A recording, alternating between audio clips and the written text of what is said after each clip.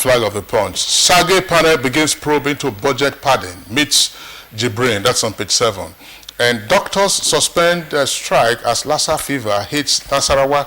Now, those are the headlines from the Punch newspaper, the public health concern there. And then the others, of course, the Nation newspaper, we're talking about flood for quite some time now. Bayo, above the name flag of the Nation newspaper, floods kill 21 and render 5,300 homeless in Kano. That's in the Nation newspaper. And below that, Borono uncovers 5,000 ghost workers in civil service. And of course, finally, on the Vanguard, just something I'd like to take there. Mark Zuckerberg, he's been in Nigeria for a couple of days now. And just at the foot of the paper, it says, look inwards for apps to bluster economy. Zuckerberg charges local app developers. And that's how it's been so far on the newspaper review. Bayo Toyobi, thank you so much for coming this morning. Thank you for having me, as always. All right, let's take our background report now that would, of course, lay the foundation for our discussion this morning as we take a look at the new education roadmap and, of course, the education sector in general. The acute shortages of infrastructure and facilities in most schools and lack of enough qualified teachers are some of the challenges in the education sector. These and other areas is what the new roadmap for the education sector seeks to address, as we hear in this background report put together by Aisha Uba Ali.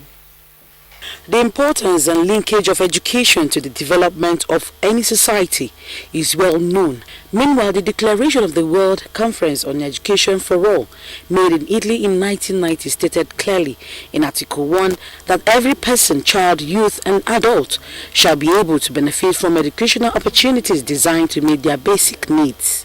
Nigeria has aligned with all these declarations, coming out with robust and laudable policies, but yet the Nigerian education system has continued to face numerous challenges, from shortage of infrastructure, especially in public schools, to inadequate qualified manpower, which explains the falling standard in education.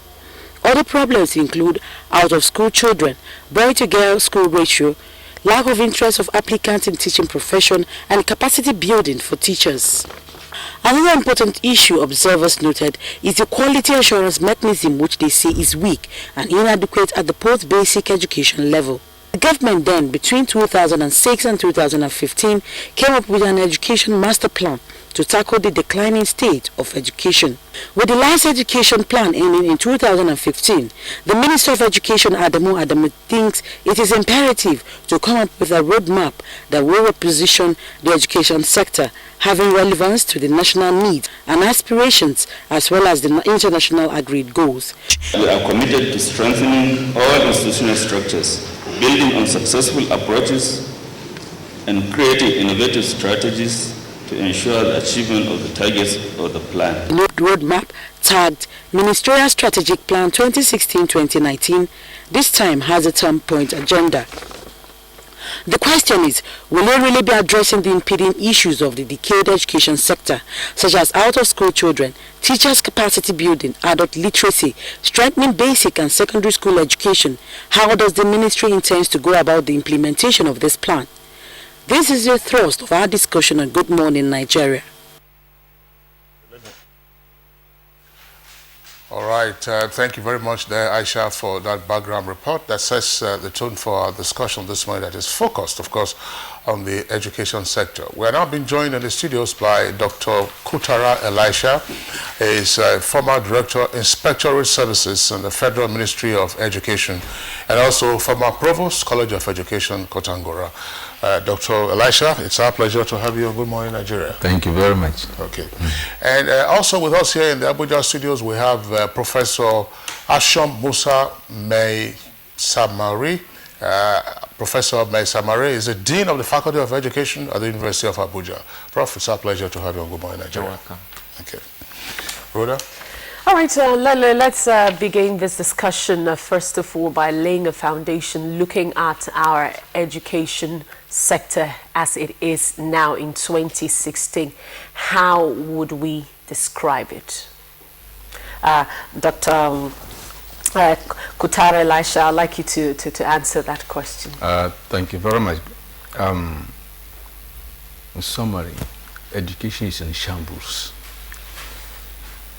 You hear of collapsed building, and people rush. 3 days ago, there was a collapsed building in Gwarimpa. People rushed there. The 2 ministers went there. Education has been collapsing. People don't rush there. They don't see it. The out of school is a sign that the education has collapsed. Without jobs or engaging in evil activities, education has lost. The quality is not there, and that's the essence. Education have no quality, or it has gone down beyond what we can describe in terms of teachers, students, and of course, if they do have quality of education, you can guess the productivity of these products. All right, thank you very much, Dr. Kutara Elisha. I would also like to get the view of Professor May Samari. Education is a tool for development all over the world, and if any economy or any nation would move forward, then education, we always say, is the key. What's your perspective on this as we speak today? How would you describe the state of Nigerian education sector? You are very correct to say that education is a key for any development in any sector. Even the reference he made to collapsed building is as a result of the quality of our educational system, where artisan, craftsmen, professional pass through.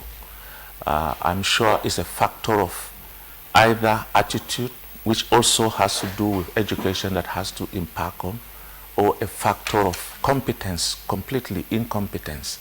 So when he says education has collapsed, I couldn't but agree with him, because it shows that the quality of products that we send into the job market, into the industry, leaves much to be desired. But I want to believe that government is making concerted effort to expand access. But then what about the quality? That is the issue. How do we ensure that there is quality in what we are providing? That is the issue. And this is the biggest question that government needs to answer. Well, thank you very much, gentlemen. Let's, you've made your opening statements with regard to what you think is wrong with the educational system. Is this an absolute statement that applies to both private education and public education in terms of public schools and private schools? Dr. Kutara. If you look at the private schools, a lot of improvement, or is much better, because there the quality of teachers, they are better supervised, and then the funding is fair. But when you look at public schools are really in shambles. And this is what I see is very, very critical, that we begin to identify who is to manage what. Public schools since 1999 have gone down because the 3 tiers of government, especially state and local government, are not serious with education. Federal government has been pampering states by intervention here and there, and they are only looking out to the federal government to provide funds. When policies are made, they may not want to implement. They will say, we are on our own, we are independent, we don't need federal government to enforce the law. So that's the problem. Unlike the military, in the military, there's one system. The head of state or president could direct the governor to implement what has been decided at the federal level. The funding also, he would dare not tamper with the funds sent, otherwise he will be sacked. Even a commissioner of education can be sent out. So, but and when the new regime, the civilian, came, states have been so adamant about education, paying lip service. When money is sent from UBE or basic education, they divert it to anything they want. At times they build university with it. So there has been a problem. They recruit unqualified teachers. So it is really high time we began to think how to manage education. Federal government should hands off to a level education. implementation issues. Well, Dr. Elisha, I mean, you're already going into prescription. We're just still trying to establish the broader outlines of our conversation. You know, we'll come back again to identify some of the bigger headaches that we have with regard to our education system. Professor Mesamari, let's again, is there a dichotomy between the quality you find in public schools and the quality you find in private schools? And therefore, you know, where does the most problem lie and how do we begin to address it? Yeah, definitely. If you look at what is happening, you attend some of the graduation ceremonies and you see what happens in the private schools, particularly primary and secondary school, you cannot but agree that they seems to be doing a lot much better than what is happening in the public schools. Probably that is a factor of their own strategy of attracting people or attracting patronage. But then the bottom line is, how serious are we in the business of education? At the state level and the local government level, I can see politicization coming into play. The greatest thing I find there is that you discover that governors in particular use funds for UBEC as a means of settling political patronage. Whatever contract they have to give, the UBEC man is directed to give to so-so person, and this person knows that he is doing it as a form of compensation. The quality of structures you find is not there. And when it comes to recruitment, you ask political stakeholders, from legislators to party men, to bring in their candidates, and these are not the best. And of course, you cannot expect the best to come out of such kind of selection. And so when you don't have the best teachers in the schools, of course, the quality of teaching will equally follow suit bad. And these are the factors that affect the quality of education in public schools. All right, thank you very much, Professor Mesamari. But then let's get to Dr. Kutari. You were a former director at the Ministry of Education.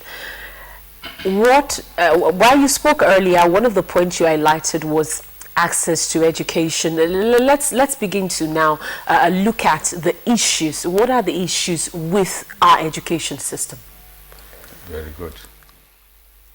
Access, when we talk about access, in other words, there should be enough, there should be room for everybody to go to school. And there's a universal agreement. All nations agree that children under the age of, under basic education should be free. So Nigeria has already signed this agreement. So people go to school, but they handicap poverty, ignorance. We have 11.4 million children that cannot go, are out of school. What is the problem? There's no hindrance, but poverty and insecurity have added to that problem. Before this thing, in the African country used to have the conflict of nations, HIV, and the poverty were the major factors affecting access. They could not go, could not afford, and the quality. Now, what quality is lacking at all levels, from basic to tertiary level. There's no quality. Teachers, environment, hostile. So these are the issues that are there. You don't have enough teachers. Where they are there, they don't have. They are not motivated. They are not of quality. All right, Dr. Kutara Elisha, we'll come back to you. Just to indicate to our viewers that we have another guest who is joining us in this conversation. Is joining us via Skype is the former Vice Chancellor Ibrahim Badamasi University in Niger State. That's Professor Ibrahim Kolo. Professor Ibrahim Kolo, of course, is a professor of gifted education and counseling psychology. Professor Kolo, our pleasure to have you on Good Morning Nigeria. We hope the signals are strong. Good morning, Nigeria. Okay, we're just trying to establish, what the basic issues are in terms of the challenges confronting our educational system. And our two guests here have already kicked off. Let's get your own perspective. Again, let's say by way of segregation. Do you find the most challenge with our system at the basic level, or at the secondary level, or at the tertiary level?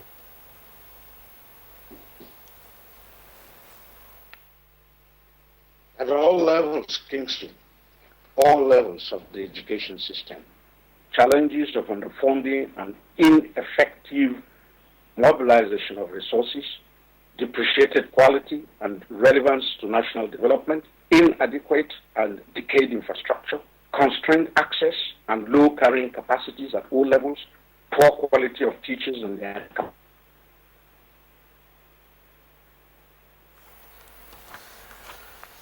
Also, as we feared, unfortunately, the signals aren't strong enough there to carry on with the Skype conversation. But once we re-establish links with Professor Kolo, we'll get back to him. Let's again bring in another guest who is joining us from Makurdi Network Center.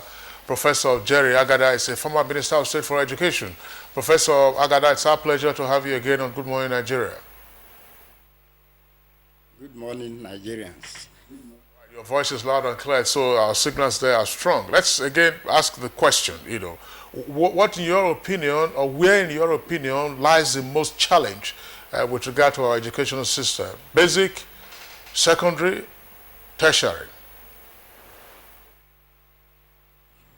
I think the problems as far as education in Nigeria is concerned cuts across board, right from basic, secondary up to tertiary.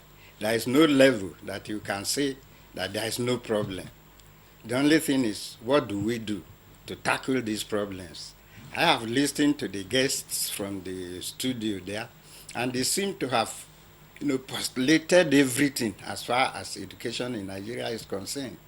But, there are rooms, for comments, just as we are making. For instance, yes, we agree that education is collapsing. But on the other hand, we are not just sitting down. Things are being done. How to redress the issue?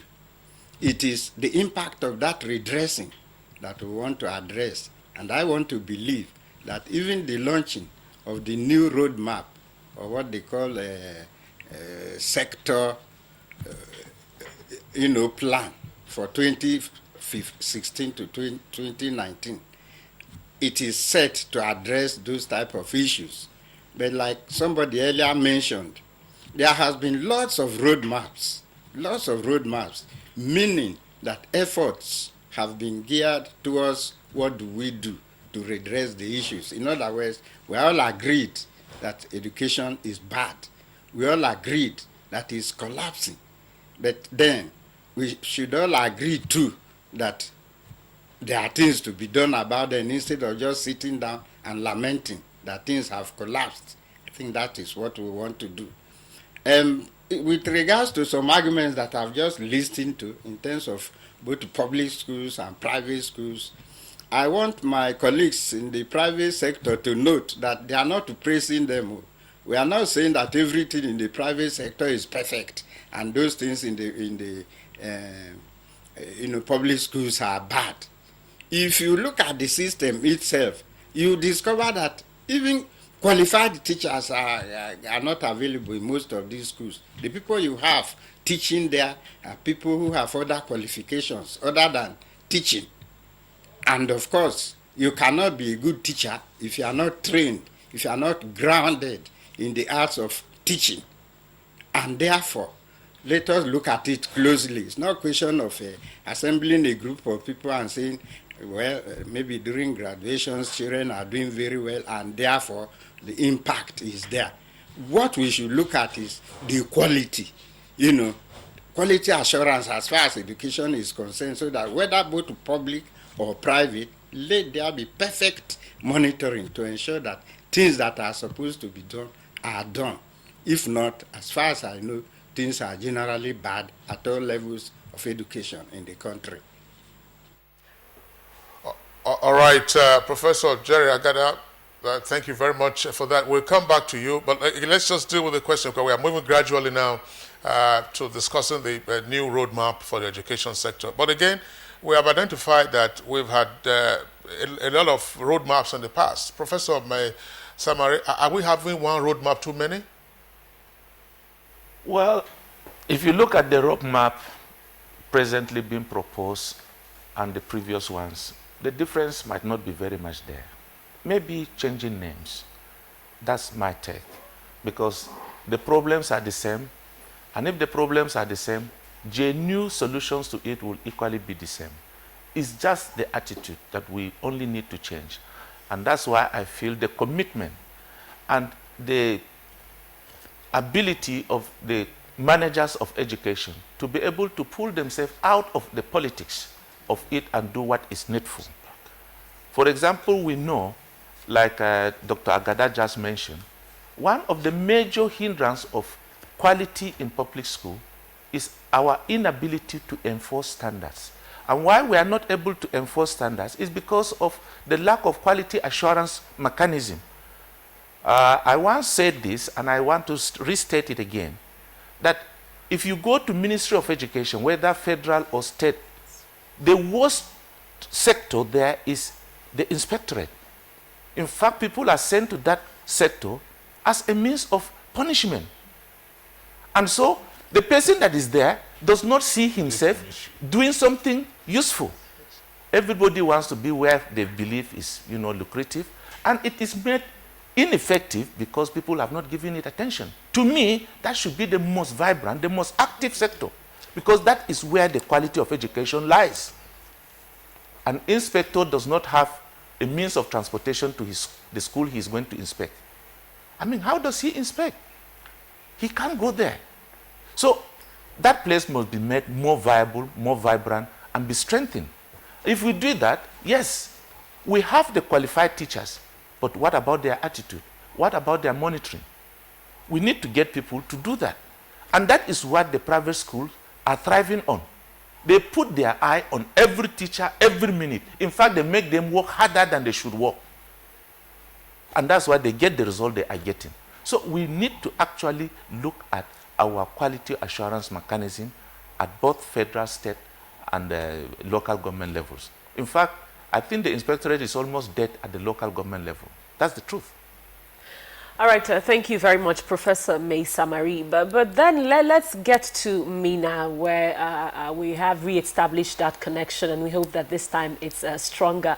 Professor Kolo, during the Obasanjo era, we had Dr. Obieze Kwesili, rolled out an education roadmap. A former Minister of Education, Dr. Sam Egu, also rolled out an educational roadmap, and that ended last year. Here we are, 2016, and there is another roadmap. The question that comes to mind is, what is wrong with all of these roadmaps in the past?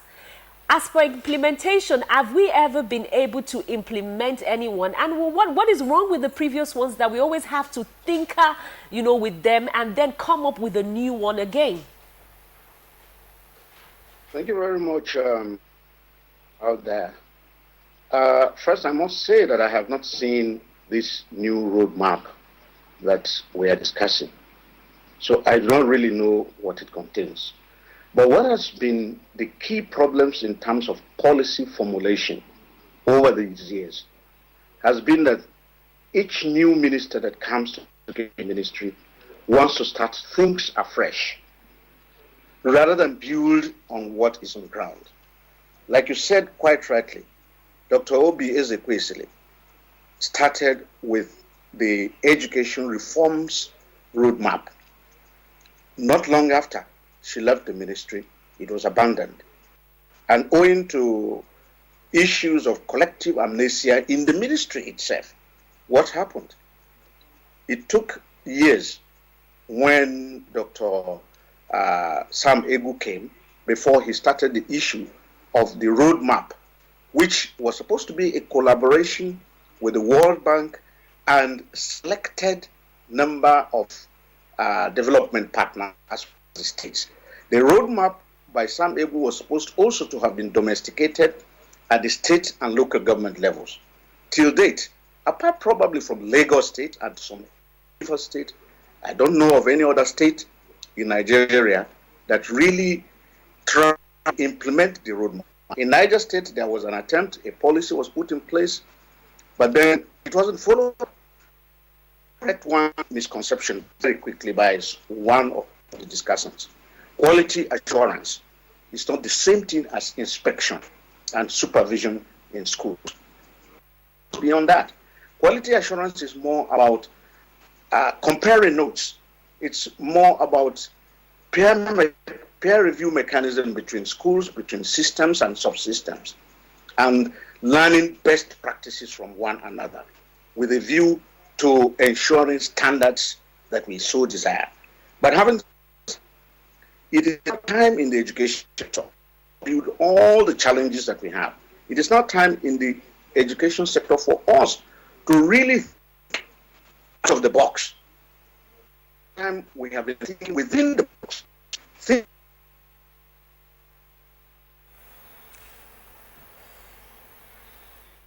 Well, once again, we apologize. We have had a freeze there from the signals coming from Professor Ibrahim Kolo, who's joined us via Skype. We hope we're able to re-establish links with him. But we understand right now, we had earlier informed you that we're going to join our science correspondent to bring you reports on the annual eclipse. Our science correspondent, Kirian Umayo, is at the Obasanjo Space Center. You can see right there on the right side of your screen. He's waiting now to give us a report as to what's going on. That's at the Obasanjo Space Center, Airport Road, here in the FCT.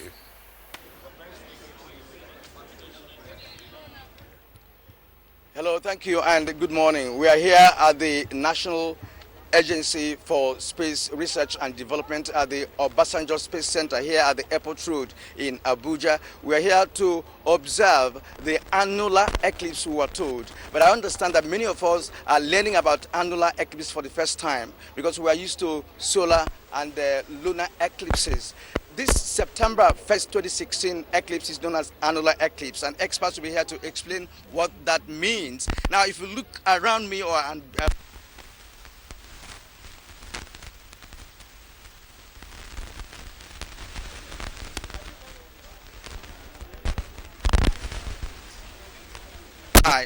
Well, yes, it looks like the sound from Kirian has also been eclipsed.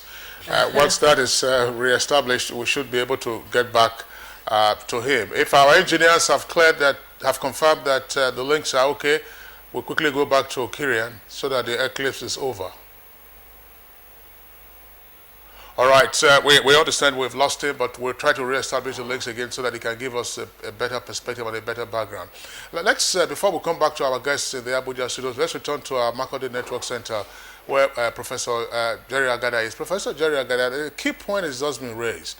Professor Kolo talked about it as well as the other guests here. Why is it that at every turn we're having a new roadmap?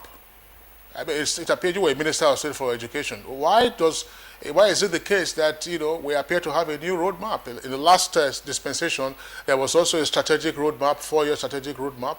Now we're having another one. Ezekwesili had theirs, Samegu had his. I'm sure during your time you also had yours. Yeah, during my time we had ours.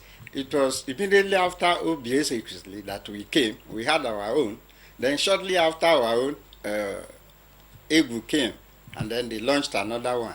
Like one of the discussants had earlier said, what I know about this series of roadmaps is that they are all talking about the same thing.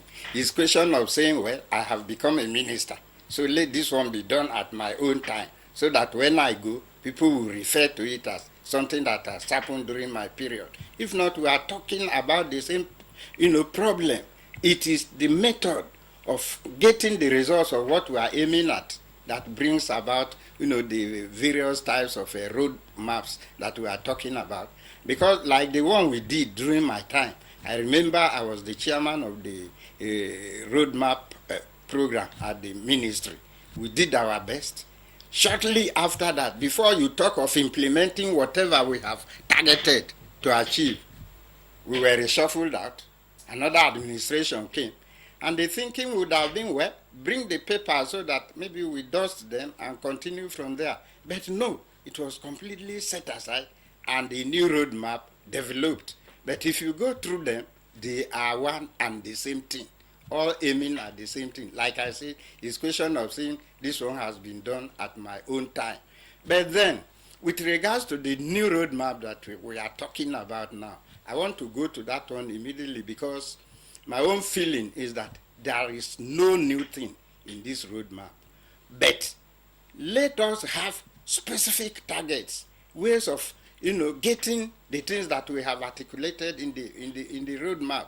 Take for instance, like Professor Kolo said, personally I have not read the new roadmap, but I listened to the Honorable Minister's speech during the presentation, and I was particularly happy about the things they said with regards to teachers and professionalization of the teaching process, because I want to believe that once that can be done as per the minister's speech, then I can tell you that yes, we are on the track of getting it right, because the key to every nation's education is the teacher.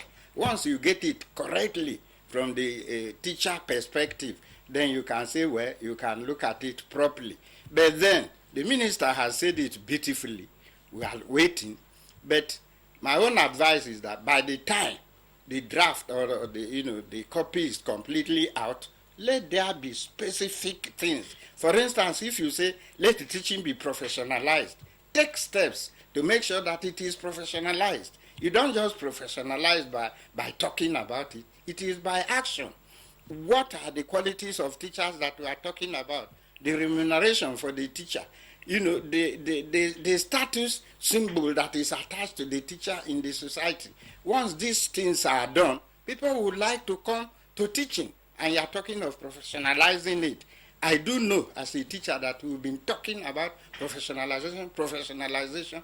We say, for instance, what about salaries? I remember in the 1991 Longi Commission, something with regards to salaries of different levels. When different salary scales were recommended for different groups, most of them were implemented except that of the teacher. All right, Professor Agada, thank you very much. We'll come back to you now. We also understand our science correspondent, Kirianu Mayo, is ready now again at the Obasanjo Space Center, Airport Road here in Abuja, to give us an update on the annual eclipse. Ladies and gentlemen. All right, thank you once again. I wouldn't know where I stopped before we had the audio problem, but I was telling you that many Nigerians have gathered here this morning to observe the spectacular astronomical event called the annular eclipse, when the moon will pass between the earth and the sun. And so it's going to be a spectacular event involving the two giants in the sky, the sun and the moon. And for explanations on this, just follow me to one of the scientists that we have here with me, and let us find out more about this eclipse. Now, it is called the annular eclipse, unlike the solar or the lunar eclipse we used to know. So why is it an annular eclipse? Yeah, it's a partial solar eclipse. And the partial solar eclipse is, we are now observing it on Earth here. But if it's annular, you only see the shadow, as we are seeing the shadow now. The shadow of the eclipse. The shadow of the moon as a result of alignment between the moon, the earth and the sun. Now, we cannot see anything at the moment because it's cloudy at the moment. The sky is cloudy at the moment. So what is the reason for this? And again, are there any other location where people can actually have vision? Yes, there are places that have a total eclipse. Total eclipse in Indonesia now. There are so many guests there now, more than thousands of people, who are there watching the total eclipse. It will be darkness there by this time. All right. Now, let me walk up to the Director General of NASDA to find out more about this annular eclipse. At the moment, people are not seeing anything. There's no visibility at the moment because we have cloud in the sky. We also know that the eclipse has commenced at 7:15. Now, is there any other location in the country where people can have can really see the eclipse? Kirian, let me first of all thank the Nigerian Television Authority, the channels and AIT for this effort. At the moment, it is not about to rain. Certainly the effect of the eclipse of the natural phenomenon, and that is exactly what is making this darkness appear so. And it's also important for Nigerians to understand that this phenomenon started about 7:15, and I'm sure in some parts of Nigeria without cloud cover are seeing exactly what we are saying. And we hope by 8:30 we'll be speak. And for the purpose of those who are interested, is coming through longitude 10.45 degrees and latitude 39.4 degrees. That is the trajectory, and most parts of Nigeria will have opportunity to see exactly what we are saying. And Niger Republic, Togo, and some other countries will be part of on the alignment. Now, the children that have gathered here this morning, would they be able to see anything? They want to tell the story after here. Yes, the happiness is that the children, even though they may not be able to see because of cloud cover, but certainly children in some other parts of Nigeria where there is no cloud cover at the moment will certainly have opportunity of looking at it. But all the same, it's something that's beyond our control. If it were possible to remove the cloud, I would have done that. But unfortunately, I cannot, because the natural phenomenon is an occurrence in itself. Let me also emphasize one fact, that eclipse we are here for is scientifically important. That for the fact that what we ask ourselves, what is an eclipse? The issue is, three of the celestial bodies come prominently here: the sun, the moon, and the earth. We also understand from basic science that the sun is more than 1 million times the size of the earth. It's massive. So when it travels between it, it is eclipsed. And what we see here is the shadow of the moon on earth. And you can see that the radiation is almost blocked at this moment, and there seems to be darkness across the country because of this fact, and the fact that the cloud cover is very prominent because of the season. Okay, is there any relationship between this particular eclipse and the one of 16 September, which is the penumbra eclipse? Yeah, certainly there's a difference. This is an annular one. For an annular, the shadow is cast before the real incidence itself, and the coronary is also, very prominent. And this thing is important for several reasons. One, scientists, always learn about the amount of energy being emitted. The fact that energy is being used to power all our devices across the world today shows how important we need to calculate the energy, particularly for those of us in the tropics. We believe that as we use the services of gas to power most of our plants, also use hydro to power our plants, we can also use the solar. And it is important that we calculate the amount of energy. So it's because of this that this is, provoking a lot of scientific interest across the world in terms of doing studies on the coronary and also calculating the energy budget emitted from the sun. All right, thank you, sir. That's Professor Saidu Mohammed, the DG of NASDA. But now I have with me the House Chairman on Science and Technology, Committee Chairman on Science and Technology, Benny La. Have you ever been able to witness eclipse in your lifetime? This is the very first time. I know we read about it in school. We read about the solar system, the eclipse. I was very interested in science, even though I ended up becoming a lawyer. But it's very interesting to actually witness, being here to hopefully be able to witness this for the first time. And I'm sure a lot of young children here too have been reading about it. And I'm hoping that, hopefully we'll be able to witness it somehow today. All right, now you are here this morning to be part of this spectacular movement, in the orbit. So what are you going to take home from here? What I'm going to take home, number one, is I'm very proud of the Obasanjo Space Center, being one of the leading space centers in Africa. I'm also very proud that the House Committee in both the Senate and in both the House of Reps and the Senate National Assembly has been supporting right from inception this Obasanjo Center. As you can see, Professor Boroface, the center, the is named after him, who is a senator and also my counterpart in the Senate. So we take a particular interest in supporting science, the science, NASDRA and science and technology as a whole, because that is the way of the future. I think science, technology and development is very critical, and space technology especially is something that Nigerians need to focus on, especially our children. I'm happy that children are involved from now, and I'm hoping that in the next so many years, Nigeria will be the leading center in the world and not just in Africa.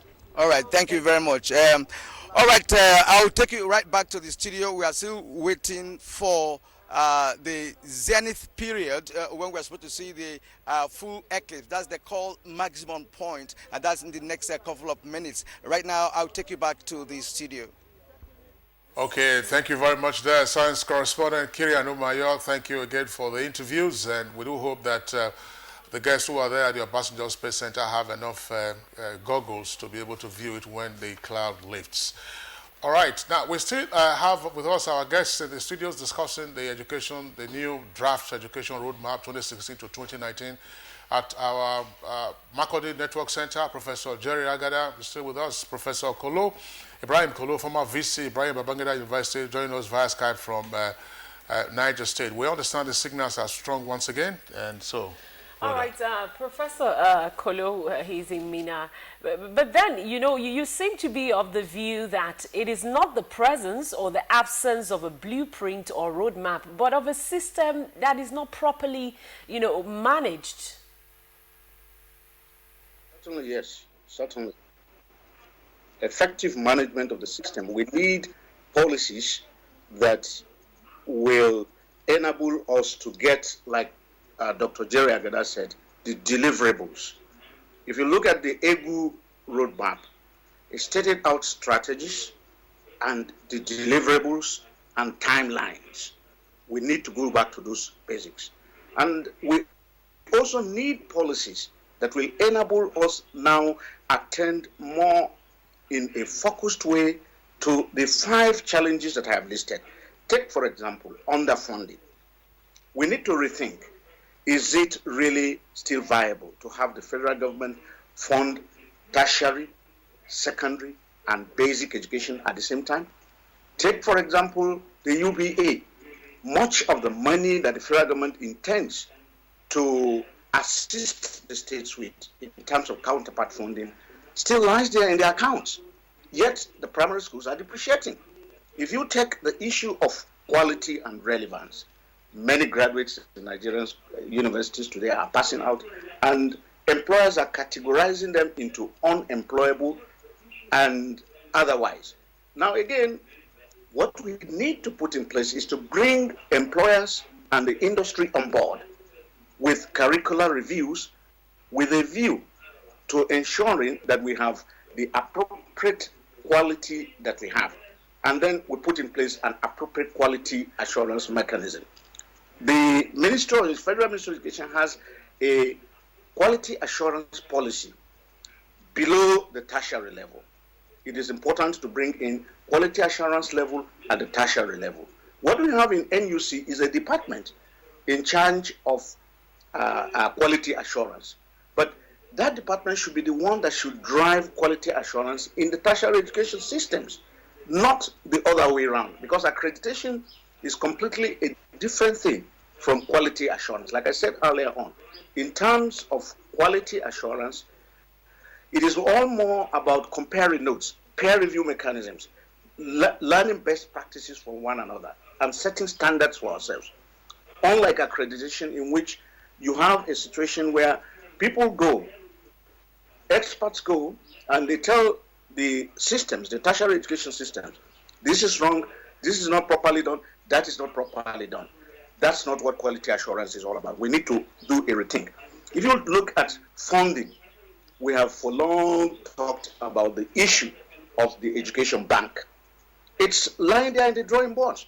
Nobody's doing anything about it. TED fund is another thing that we need to rethink and to redo. The continuous way in which all we do every year is give out allocations, and then these allocations are either not effectively used, or in some cases they are not even utilized for the purposes set out at all, is no longer acceptable. So we need new approaches to the disbursing funds through TED Fund. We need new approaches that will ensure that we now put the education system completely back on track. In terms of teacher professionalism, like Professor Jerry Agada said, oh, certainly, the kernel of standards in education is poor teacher quality. Teacher education, teacher training curriculum needs to be reviewed. I am of the view, for example, that as much as the NCE is the minimum teacher qualification, 3 years is still inadequate. It's very inadequate for us to actually train quality teachers in Nigeria today. We need to advance on the NCE program, and we need to control what institutions run the NCE program. Today, NCE program is run by private institutions, it is run by the NTI, it is run by everybody, and it's like an all-comers game. And that's what's happening even in the teaching profession. It's the last resort. Someone looks for a job elsewhere, he doesn't get it, so okay, let me go and manage teaching. So these are critical issues that we certainly need to address if we're going to push the education system forward. On carrying capacities in terms of constrained access, the NUC, JAM need to do a rethinking. Issues have to be put in place. It is important for us to expand access by encouraging collaboration between institutions, by ensuring that tertiary institutions that are capable of running degree programs are encouraged. Well, unfortunately, again, there's been a freeze from the signals via Skype that Professor Kolo joined us with. But Professor Kolo, thanks a lot for your comments. We'll come back to you if you're able to re-establish the links. Gentlemen, let's come back to our Abuja studios. Dr. Kutara, you've listened to the other comments that have been made with respect to what they think the gaps are in the system in terms of planning and having frequent roadmaps and so on and so forth. The new draft roadmap 2016 to 2019 already has a terminal date. From your experience in the bureaucracy, what is likely to happen? I mean, assuming this new policy takes off, what happens after 2019? We have a new roadmap? Thank you very much. This document is not necessary. I have gone through it. Somebody sent it to me in my email, and I have glanced at it. There's nothing new, as other speakers have said. You're just repeating some topics in the other way around. It appears ministers are only victims of civil servants kind of play.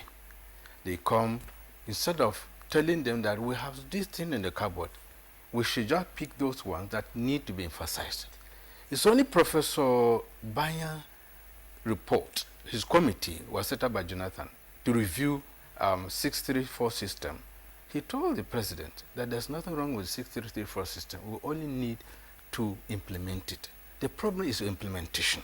Now, there are 9 pillars, and those 9 pillars are that repetition of what is either roadmap or Rukayatu or some Egu or Ezekwesili, they are all the same issue.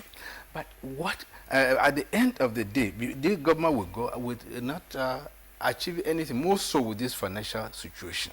But what is really missing, as I've stated, one, we need to restructure education. Who handle what? Primary education and nursery should be handled by LEA, while secondary should be handled by states. The tertiary should be handled by the federal. Now, going to the federal government going in has been creating problem, making states to be lazy. And you see, this document, as you have seen it, the ministers will come, discuss it under 4 minutes. I mean, under 4 hours. It's not quality. And I keep on saying that this thing is not necessary. By the time they come for National Council of Education, you see a critique quite all right. The bureaucrat will go and work, blah, blah, blah. They want to please their masters. Under 4 hours, we have a new document.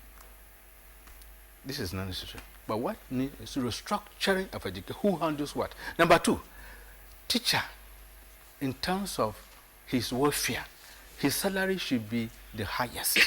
That will attract people. So it is easier to measure if you have salary in place, working environment of teachers, you can see people rushing. You will now be able to pick people who have interest, who are intelligent to be in the teaching profession. What we have are teachers are the leftover of university applicants or college or polytechnic. Now, when you begin to address teacher issue very well, you will see real change. Under 1 year, you see people that will rush to the teaching profession. Then you'll be able to raise cut-off point. It's not just 180. It may be, if you want to be a teacher, it should be 200 and plus. Because incentive is very important. Why you find private schools or even government schools doing well is because there are extra incentive for teachers. So teacher as a person, then professionalization, there should be professionalization of teaching.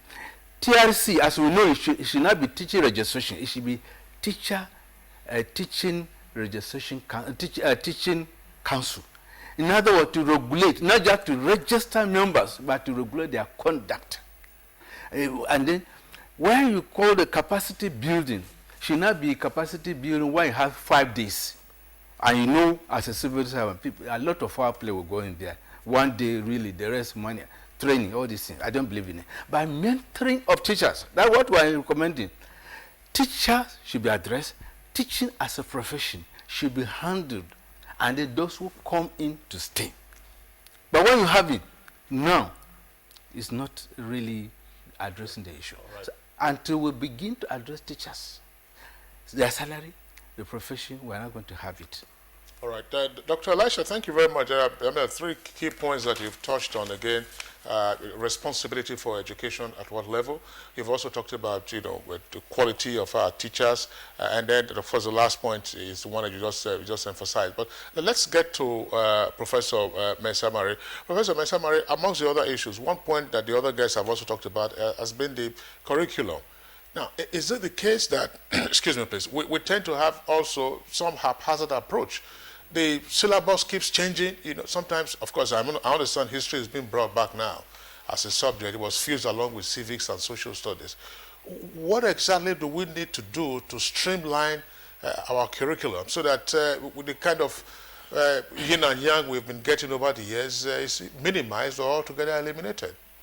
Well, I think it's the same problem that affects the curriculum that also affects the policies generally. Each person wants to do something that would be tagged, it was done in his own era. But that should not be. Education should be a continuous process, and also the policy should be continuous. If you tag a document in education, 3 years, 4 years, 5 years, I want to tell you, and that is a reality, before the end of 5 years, it would have not matured enough for you to even see the dividend, to be able to say that, yes, this is the achievement. Take, for example, if you take the issue of teacher training. If it is a 4-year development plan, you are starting from somebody who is leaving secondary school, probably entering the College of Education, 3 years, and then he moves into the university, spends another 3 years. He has not qualified. The 5 years are over. And so the same thing with the curriculum. You see, we should agree that we should have a national interest. What do we have as a nation that we want to achieve? And then tailor our curriculum towards that. And this interest should not change overnight, should not change after 2 years.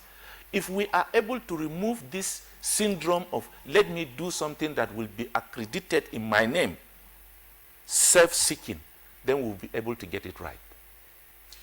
All right, Professor Mensamari, we'll get back to you. Just to indicate that we have a number of tweets that have come in already. Our viewers are taking advantage of the Twitter handle, which you can see on the screen there at NTAGMN. All right, let's begin with our first tweet. It's coming from Michael Samni. Michael Imokoji says, what are the new incentives education sector is going to enjoy from this new roadmap? What is going to be done differently? And Mohamadu Ibn Isa tweets, all federal university students should be able to pay the same amount of fees. Emmanuel Malam says, one, corruption is our problem. Prof in the House said that the federal government is more important about education, and I disagree on that. And HSA tweets, teachers training colleges should be reintroduced. We're taught by trained teachers, but we are teaching our children today with untrained teachers. Those are some of the truths that we're taking in the meantime, which naturally, Rhoda, leads us to the question of teacher training, unless the other two guests, Professor Kolo and Professor Agada, have something to say about the frequent alteration of the curriculum for our educational system. Quality of teachers. Let's assume this as a background, again, for the benefit of some of our viewers who are younger. It wasn't as if things were always rosy in the past. If you recall, in the 70s and up to the 80s, there was a category, particularly at the primary school level, known as auxiliary teachers. These were untrained teachers, and their entry point was grade level 4. Now, the trained teachers, if you had your teacher's grade 2 certificate, was grade level 5. Now, after a while, it grew up to become, NC as the minimum qualification, and at some point, we are gravitating towards the bachelor's. What exactly is the situation, from your perspective, that needs to be corrected? Is it just merely, having teachers professionalized, or having teachers who go through the crucible, as it were, to be trained and then to be grilled and marinated in what teaching is all about? Professor Agada. The issue of teacher training is paramount, as all the discussants have said. But what I'm saying is, even if we are bringing back the teacher training colleges program as it used to be in the past, it's all the same, because you know that education is on the concurrent list, as I always say. So nobody has stopped a state to say you cannot do teacher training. I remember when teacher training programs were running in those days, from the 70s up to the 80s, it was during the advent of the 6334 that the idea of saying do away with teacher training colleges should come, so that people will, from the secondary, go after the junior secondary, you go to the senior secondary, after that you go for academics, you go for teacher education, and so on and so forth. All are part of the attempts at by various administrations to get things right. But as long as things are not got right, they continue to do this trial and error method. That's why we have the series of, trials. But my own take here is that let us adopt a system and stay by it, and make sure that we do adjustments to perfect that system. Take, for instance, somebody, as we talked about a curriculum. Somebody will get up somewhere, go to an occasion, make a speech, and say this one must be included in the school curriculum. Anything that people talk about, they say it should be included in the school curriculum. How many things will you include in the curriculum? This is because things are not, perfect. They are not standard. So every Dick and Harry comes up and say, let this one come. Tomorrow they will say, let it go. If not, we were doing history very well in those days. What happened? It went off the curriculum. It has now come back as a result of these inconsistencies. Let us have a council. I know we have the National Educational Research and Development Council that is in charge of curriculum, but let there be a standard, so that once one is adopted, let it be there, and we continue to do adjustments to make them perfect. In terms of other things that my colleagues have mentioned, I agree with them totally. The teacher, anybody who claims to be a teacher should have that pedagogy of teaching.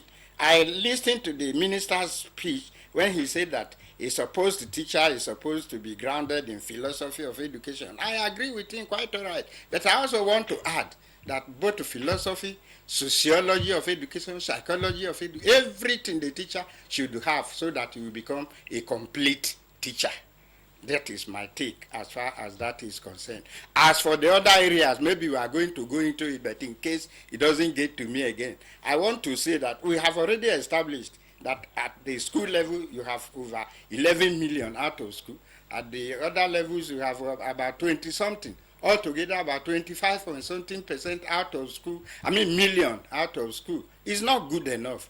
Let us do something with regards to access, so that this multitude of people will have places to go. Take, for instance, and I'm appealing to the Honorable Minister as far as this one is concerned. Recently, or during the twilight of the last administration, I'm aware that some universities came on stream, but after some time we are not even hearing about them again. Yet you have plenty, students that don't have places to go as a result of non-placement in universities by JAM. What's wrong with looking at these things that have been established instead of doing away with them completely? Bring some of them back so as to create access to our students. The same thing with access at all other levels. Let us do something about that one. Lastly, somebody who tweeted asked a question that what is new in this new education roadmap that will be of interest to Nigerians. Yes, my own appeal to my honorable minister is that yes, the steps in the roadmap are very good, but what I expect of him is, what do you do to ensure that these beautiful programs that you have laid out in the roadmap are actually implemented? Create something for the access, create something for quality control, create something for funding. Because having said it all, if there is no enough fund for all these programs, it's still the same 10 and 10 pence. So these are the things I want to say for now. All right, thank you very much. Professor Jerry Agada, I want to thank you so much for sharing your time and thoughts with us from our Makurdi Network Center. And at this time, would like to sign you off on the program. We say thank you so much. Professor Jerry Agada, he's a former Minister of Education, and of course, he's been joined, Minister of State Education, and he's been joining us all the while from our Makurdi Network Center. Professor Jerry Agada, thank you very much. Thank you very much indeed. All right, let's get to Professor Kolo, who is joining us via Skype from our MENA Network Center. Two areas that all of these fall into: access and quality. I'd also like to get your perspective on the issue of quality in terms of training, retraining, and of course the training, retraining, and of course the curriculum, the way that we seem to be tinkering with the curriculum from one, administration to another. Thank you very much. I think the issue of curriculum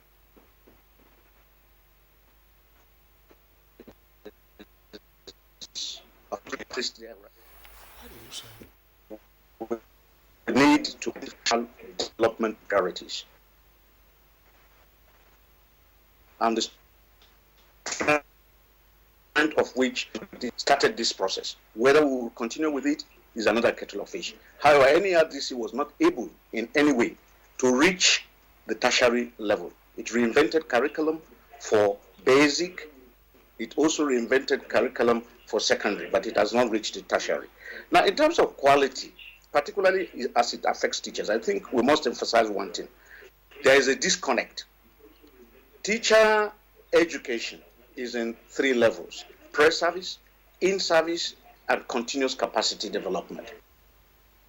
First, there is a mandate conflict between the agencies that are supposed to be handling these 3 levels of segments of teacher education, and that needs to be addressed.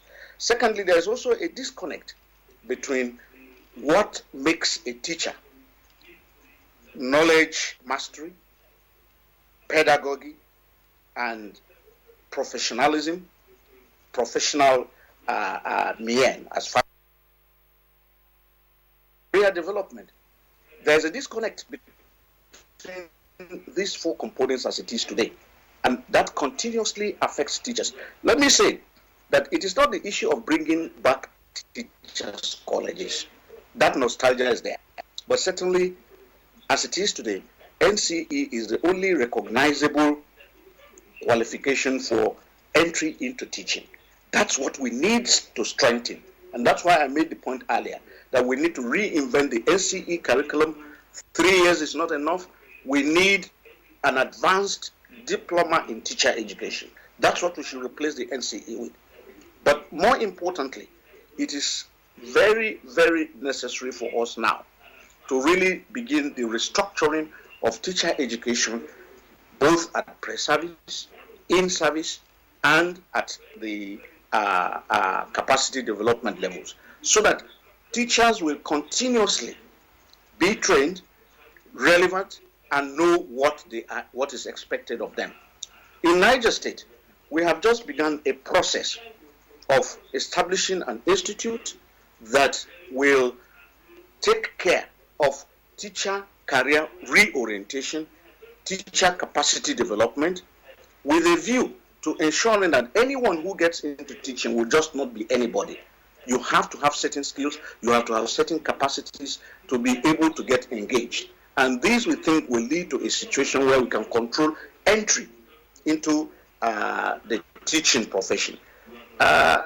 Professor Agada made one point, and I think probably I should add my voice to it. The universities of education were set up during the heydays, the last days of the Jonathan administration. These universities have been put on hold, and nothing has been said about it till date. I think it is important because these universities are supposed to anchor the revitalization of teacher education, the reinvention of teacher education in Nigeria. We will do a good job with ourselves if we, as much as possible, reconsider that policy and make it another entry point, another starting point, another way of reinventing teacher education in Nigeria. Other issues that have been touched about by panelists, I think I completely agree. Like I said at the beginning, we need an approach of thinking out of the box, or even like some people have said, thinking without the box. Otherwise, we will never get it right. And by 2019, when the lifespan of this present policy is supposed to be ending, we will be having another policy to come on board, which, like many people agree, will be like repeating all over again what already is contained in previous policies, in previous strategies that have been put in place by previous administrations. Professor Ibrahim Kolo. But then let's before we get to our guest here in the studio, would like to get across to Kirian Umayo again, who is at the Space Research Center in Abuja, the Obasanjo Space Research Center. And of course, it seems that some people are already witnessing the eclipse. Kirian, you're on. The darkness is clearing. Thank you, Rhoda. Now the cloud is clearing, and some people are beginning to see something in the sky. We are told that in Zamfara State, it's completely at its maximum, and people are enjoying it over there in Zamfara State. Right here, I have some children who have been here this morning to share in this experience. What do you know about eclipse? Okay, can I talk to you? What do you know about this eclipse? Eclipse is when the sun and the moon come together. So are you happy today about what you have observed? Yes. Okay. Now, what do you know about eclipse? Oh, not much. Okay, let me talk to a parent. Now, you came here with your children to watch eclipse. Now, so how do you feel doing this? Well, it's part of making them scientists, inspiring them to be scientists. It's about taking them from class to the reality. So when they come here and they see what is happening, they are able to learn better practically, and they see the importance of these things. And there's no better way to inspire these children, these children to become scientists. All right, thank you very much. I know time is not on our side, but that's how it has been here at the Obasanjo Space Center, where we've gathered to observe the 2016 September 1st annular eclipse. I will now take you back to the studio where Kisley and Rhoda are waiting. I'm not sure both of you have experienced eclipse before. Thank you very much, and back to the studio. Kirian, thank you very much. As we were, interviewing those children, there was an eclipse that occurred, I think, June the 30th, 1973. Unfortunately, I missed it because I was observing my siesta when it occurred in the afternoon. And there was actually an eclipse just a few years. Yeah, I have, even right here in the premises, and we took shots of it from then, the programs directorate, it was quite a wonderful. But then we hope that during the day, of course, we'll begin to get more reports from across the country as to how people have witnessed the annular eclipse. So you have to stay with us here on the NTA for more of that report. But then we'll take a break now, and of course, we'll get back to our guests who are here we're treating the new roadmap for the education sector, what it holds for the Nigerian education sector. We'll be back in just a moment. Nigerians. Suicide bombers are not spirits. They are not ghosts. They are human beings like you and me. They live amongst us. They are your neighbors. They are your friends today, but terrorists tomorrow. So you must know your neighbor now. Security begins with you and me. Know your neighbor. Be vigilant. Be security conscious. Report suspicious persons, objects, and movements to the police and other security agencies. The security of our nation is a duty for you and me. If you see something, say something. Nigeria unite against terrorism. This message is brought to you by the Federal Ministry of Information and Culture. Oh, my Cinderella, where goeth thou? Oh, me goeth there, but thou must wait here. Obsolete, superannuated, antediluvian, how could you? All these courses are for me. What did I do? Well, listen, he's not cursing you. He's speaking English. This week on your award-winning comedy series, Professor John Bull, starring Kanayo Okanayo, Mercy Johnson, Queen Wokoye, Funky Malam, Bimbo Akintola, Oguz Baba, Ime Bishop, Yomi Fash Lanso, MC for God, Stephen Odingbe, Junior Pope. And where me? And took to his heels. Special guest appearances by Mama G and Sunny Danger. You see, it's not like that. I'm trying to I want you to be my Nigerian wife. Professor John Bull, fasten your seatbelts this Tuesday and Friday, 8:30 to 9 p.m. on NTA Network International and Star Times. It's absolutely bombastic. Over and out. The largest data network, Glow, Grandmasters of Data. Welcome back. You're still watching Good Morning Nigeria, and our focus has been on the new draft roadmap for the education sector that was just launched a few days ago by the Ministry of Education. Then we still have our guests here, but then also we're getting your tweets, and we'd like to take some of them while our guests would react, of course, get their reaction to some of them and have their closing speech. Kingsley.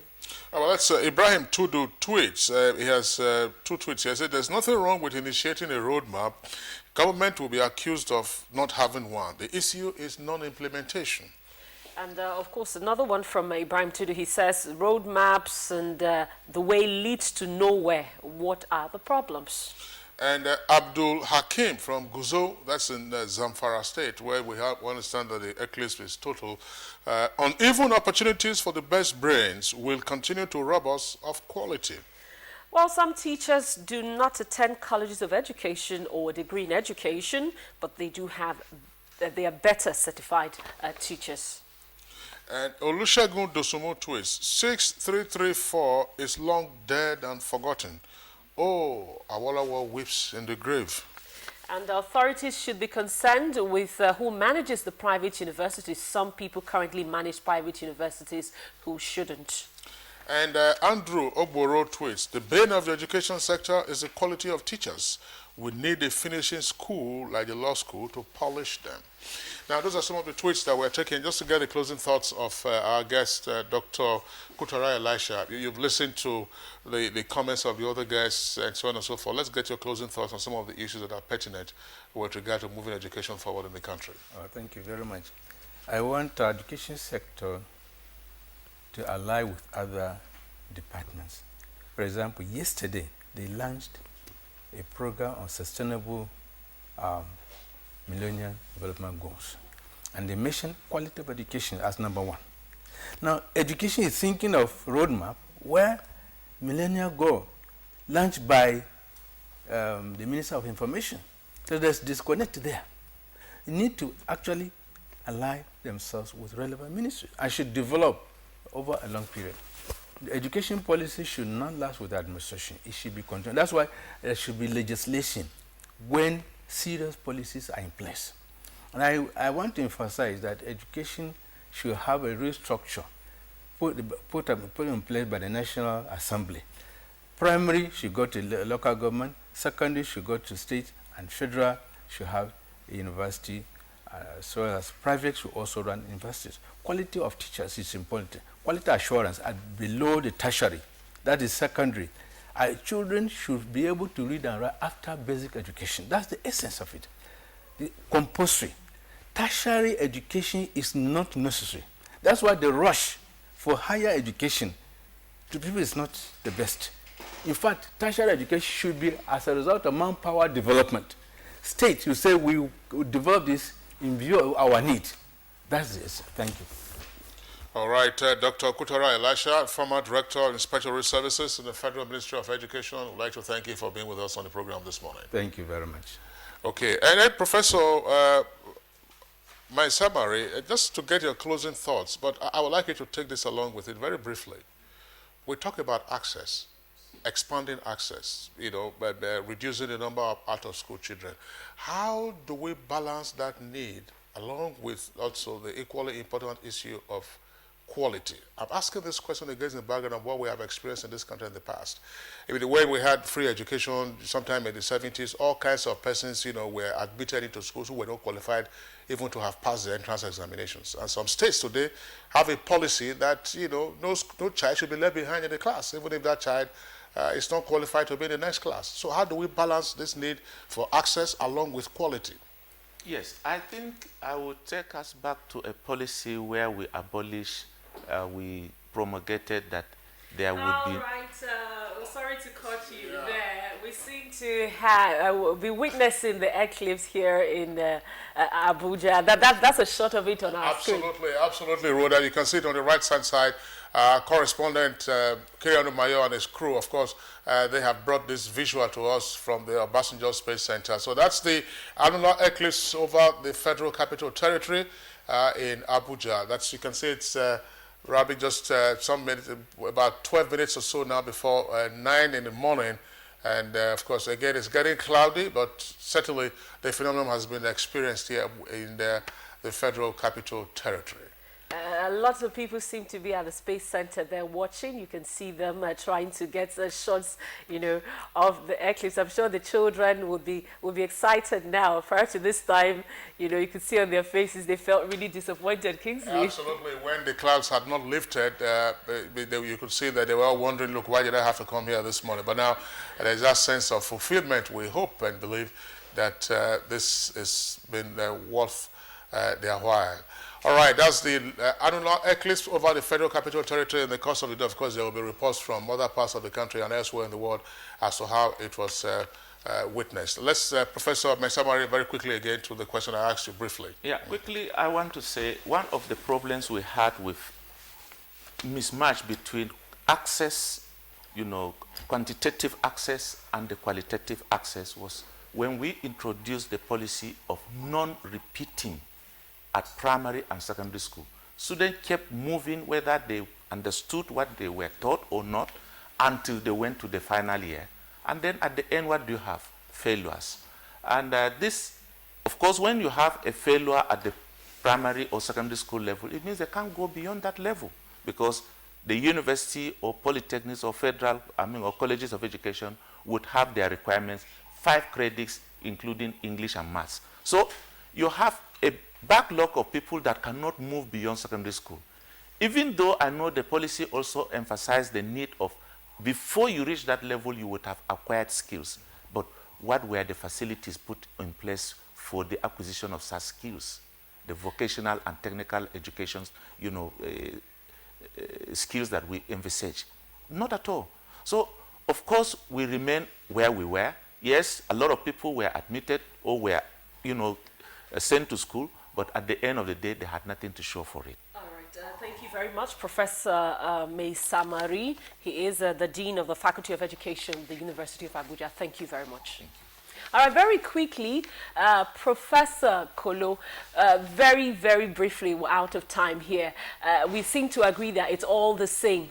What should be done? Because the Honorable Minister said that this is still a draft, and so then it's not yet been implemented. What do you think can be done with this? Well, there is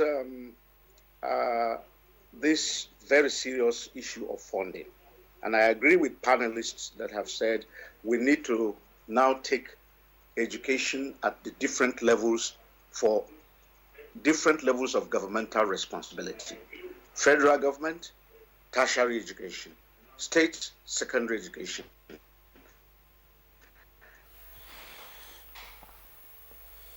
Oh, bad news again there, but of course we'd like to thank Professor Ibrahim Kolo for joining us via Skype from Mina. We appreciate your contributions and your insights to our discussion this morning. So that's the way we end our discussion on the draft education roadmap 2016 to 2019. To our companion segments now, we take sports. Nigerian senior national team Super Eagles defeated Aqua United 3-0 in a friendly played at the